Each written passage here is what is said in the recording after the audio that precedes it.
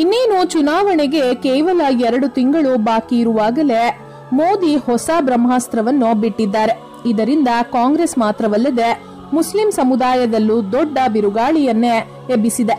ಅಸಲಿಗೆ ಏನೀ ಕಾನೂನು, ಯಾವಾಗಿನಿಂದ ಜಾರಿಯಾಗಲಿದೆ ಎಂದು ತಿಳಿದುಕೊಳ್ಳುವ ಮುನ್ನ ಮತ್ತೊಮ್ಮೆ ನರೇಂದ್ರ ಮೋದಿ ಅವರೇ ದೇಶದ ಪ್ರಧಾನಿಯಾಗಬೇಕು ಅಂತ ನಿಮಗೂ ಕೂಡ ಅನ್ಸಿದ್ರೆ ಈ ವಿಡಿಯೋವನ್ನ ತಪ್ಪದೆ ಲೈಕ್ ಮಾಡಿ ಸ್ನೇಹಿತರೆ. ಮೋದಿ ಸರ್ಕಾರವು ಸತತ 2 ಬಾರಿ ಆಯ್ಕೆಯಾಗಿದ್ದು ದೇಶದಲ್ಲಿ ಹಲವು ಕಾನೂನುಗಳನ್ನು ಜಾರಿಗೆ ತಂದಿದೆ. ಈ ಬಾರಿಯೂ ಬಿಜೆಪಿಯೇ ಅಧಿಕಾರಕ್ಕೆ ಬರಲಿದೆ ಎಂದು ಹಲವು ಸಮೀಕ್ಷೆಗಳು ತಿಳಿಸುತ್ತಿವೆ.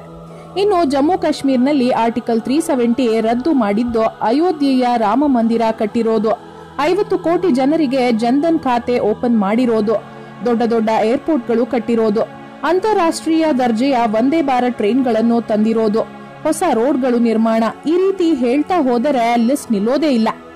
ಇನ್ನು 3ನೇ ಬಾರಿ ಅಧಿಕಾರಕ್ಕೆ ಬಂದರೆ ಯೂನಿಫಾರ್ಮ್ ಸಿವಿಲ್ ಕೋಡ್ ಅಂದರೆ ಏಕರೂಪ ನಾಗರಿಕ ಸಂಹಿತೆ ಕಾನೂನು ಕೂಡ ಜಾರಿ ಮಾಡಬಹುದು ಎಂದು ಪ್ರತಿಯೊಬ್ಬರು ಅಂದುಕೊಂಡಿದ್ದರು. ಆದರೆ ಮೊನ್ನೆ ಗುಜರಾತ್ ರ್ಯಾಲಿಯಲ್ಲಿ ಗೃಹ ಮಂತ್ರಿಗಳಾದ ಅಮಿತ್ ಶಾ ಸ್ಫೋಟಕ ಮಾಹಿತಿಯನ್ನು ಬಿಚ್ಚಿಟ್ಟಿದ್ದಾರೆ. ಅದೇನೆಂದರೆ ಎಲೆಕ್ಷನ್ಗೂ ಮುಂಚೆಯೇ ಯೂನಿಫಾರ್ಮ್ ಸಿವಿಲ್ ಕೋಡ್ ಮತ್ತು ಸಿಎಎ ಕಾನೂನುಗಳನ್ನ ವಿಧೇಯಕ ಮೂಲಕ ತರಲು ಮೋದಿ ಮತ್ತು ಅಮಿತ್ ಶಾ ರಣತಂತ್ರವನ್ನು ರೂಪಿಸಿದ್ದಾರೆ.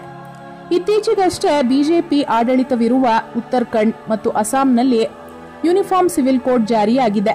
ಇನ್ನು ಕೆಲವೇ ದಿನಗಳಲ್ಲಿ ಇಡೀ ದೇಶಾದ್ಯಂತ ಈ ಕಾನೂನು ಜಾರಿಯಾಗಲಿದೆ.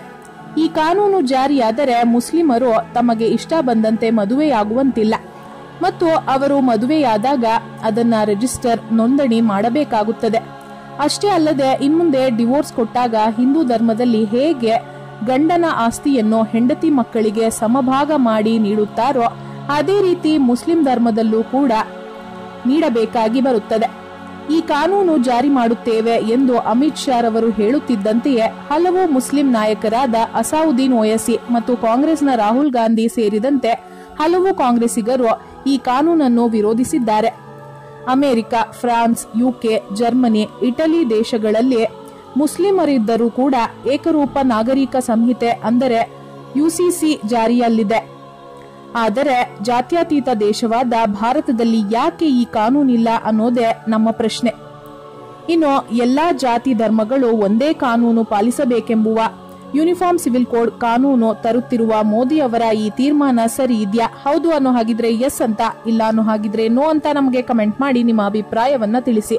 ಹಾಗೆ ಈ ವಿಡಿಯೋವನ್ನ ತಪ್ಪದೇ ಎಲ್ಲರಿಗೂ ಶೇರ್ ಮಾಡಿ. ಧನ್ಯವಾದಗಳು.